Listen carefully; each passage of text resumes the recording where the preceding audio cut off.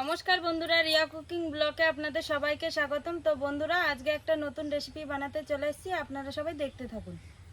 তো বন্ধুরা, আজকে বিকেল টাইমে চলে এসেছি মা আর আমি রান্নাঘরে। তো আজকে দেখো, তোমাদের দাদাভাই বাজার থেকে মুরগির ঠ্যাং নিয়ে এসছে। তো মুরগির ঠ্যাঙের পকোড়া বানাবো। কিভাবে মুরগির ঠ্যাঙের পকোড়াটা বানাই আপনারা সবাই দেখতে থাকুন। তো মুরগির ঠ্যাংগুলো আগে থাকতে ভালো করে বেছে ধুয়ে নিয়ে এসেছি। তো এদিকে উনুনটাও ধরিয়ে দিয়েছি। এখন মুরগির ঠ্যাংগুলো সেদ্ধ করার জন্য কড়াইতে চাপিয়ে দেবো। কড়াই চাপিয়ে দিয়েছি, এবার মুরগির ঠ্যাংগুলো সেদ্ধ করার জন্য কড়াইতে জল দিয়ে দেবো। জলটা দিয়ে দিয়েছি, জলটা গরম হলে মুরগির ঠ্যাংগুলো সেদ্ধ দিয়ে দেবো। আর মাও এদিকে এখন পেঁয়াজগুলো আদা যা যা লাগবে সব কাটাকাটি করে নেবে।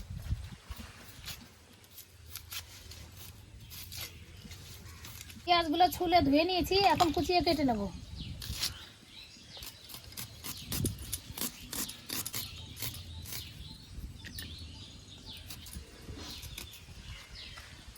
পেঁয়াজ কুচানো হয়ে গেছে, 4-5টা লঙ্কা আমি কুচিয়ে কেটে দেবো পকোড়ায় দেওয়ার জন্য।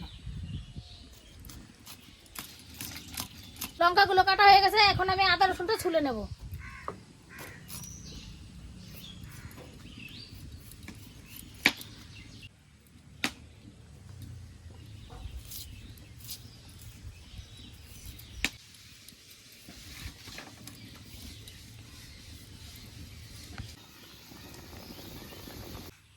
মুরগির ঠ্যাংগুলো সেদ্ধ হয়ে গেছে, এবার মুরগির ঠ্যাংগুলো নামিয়ে নেব।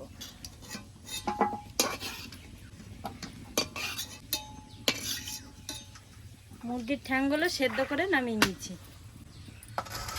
আগে সেদ্ধ করে নিলাম, যে পকোড়া ভাজতে গেলে এই ঠ্যাংগুলো সেদ্ধ হবে না ভালোভাবে, তার জন্য আগে থাকতে একটু সেদ্ধ করে নিলাম। মা পেঁয়াজ লঙ্কাগুলো কেটে রেখেছে। তো পেঁয়াজ লঙ্কাটাকে আমি লবণ দিয়ে ভালো করে চটকে নেব। পেঁয়াজগুলো বাটিতে ঢেলে নিয়েছি, এবার একটু লবণ দিয়ে চটকে নেব।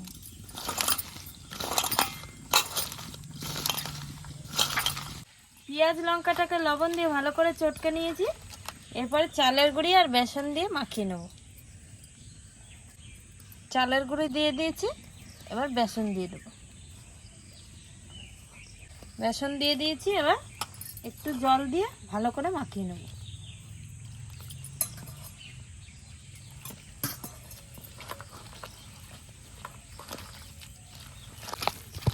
চালের গুঁড়ি বেসন দিয়ে একটু চটকে নিয়েছি, এরপরে লঙ্কার গুঁড়োটা দিয়ে দেবো। লঙ্কার গুঁড়ো দিয়ে দিয়েছি, এবার হলুদ দিয়ে দেবো। এবার ভালো করে মাখিয়ে নেব। আদা রসুনটা ছোলা হয়ে গেছে, পাটার উপরে নিয়ে নিয়েছি, এখন বেটে নেব।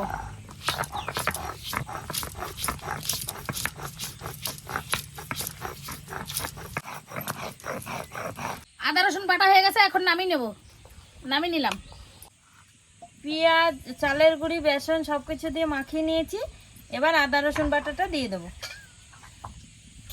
আদা রসুন বাটা দিয়ে দিয়েছি, এবার একটা ডিম দিয়ে দেবো।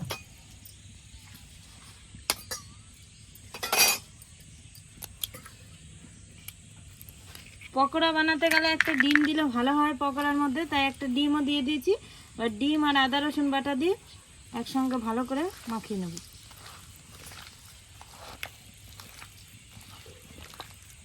কড়াইটা গরম হয়ে গেছে, এখন তেলটা দিয়ে দেবো পকোড়া ভাজার জন্য।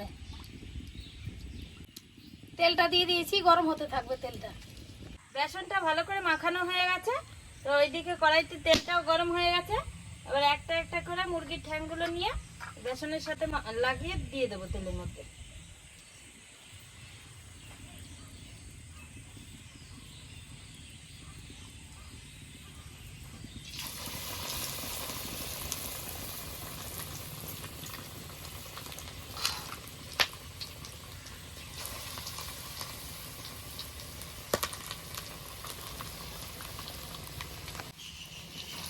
ঠ্যাঙের পকোড়াগুলো তেলের মধ্যে ছেড়ে দিয়েছি। তো পকোড়াগুলো এখন ভাজা হতে থাকবে।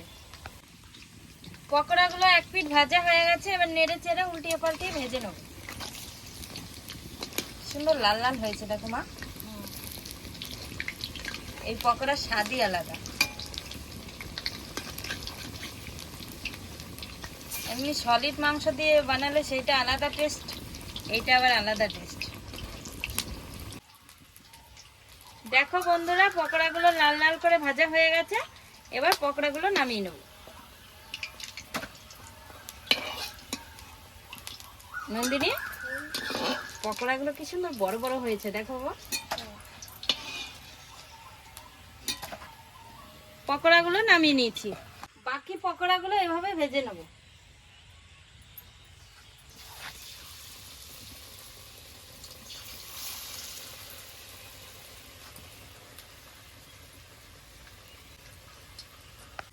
পকোড়াগুলো সব ভাজা হয়ে গেছে, এবার নামিয়ে নেব।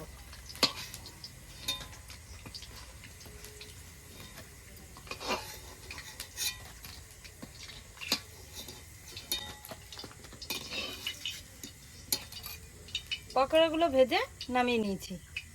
তো বন্ধুরা, পকোড়া বানানো কমপ্লিট হয়ে গেছে। তো মা, মেয়ে আর আমি পকোড়া নিয়ে খেতে বসে পড়েছি। তো এখন পকোড়াগুলো খেয়ে নেব।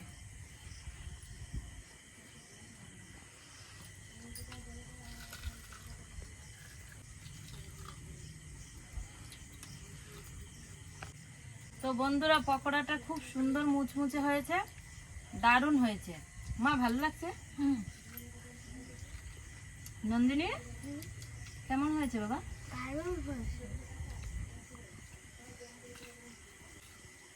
সেই বিকেলে এসছি পকোড়া বানাতে, মা আর আমি। বিকেলে এসে এখন সন্ধ্যা ঘোর হয়ে গেছে, পুরো চারিদিকে অন্ধকার হয়ে গেছে। তো পকোড়াতে তো অনেক কিছু দিতে হয়, বাটাবাটি কাটাকাটি করতে করতে দেরি হয়ে গেছে, তারপর ভেজেছি। নন্দিনী, পকোড়াটা ভালো হয়েছে বল? হ্যাঁ, ঠ্যাঙের পকোড়া খুব সুন্দর হয়েছে, মা বানিয়েছে। ভালো লাগছে বাবা? আমাদের বাজারে কিন্তু এই ঠ্যাঙের পকোড়া কিনতে পাওয়া যায় না, না বাবা?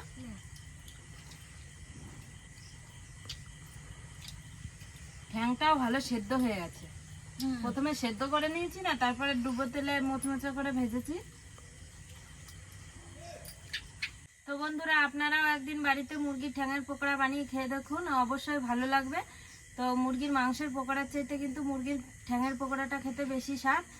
তো বন্ধুরা, আজকের ভিডিওটি আপনাদের কেমন লাগলো? আজকের ভিডিওটি আপনাদের ভালো লেগে থাকলে লাইক, কমেন্ট, শেয়ার করে আমাদের পাশে থাকবেন। আজকের মতো ভিডিওটি এখানেই শেষ।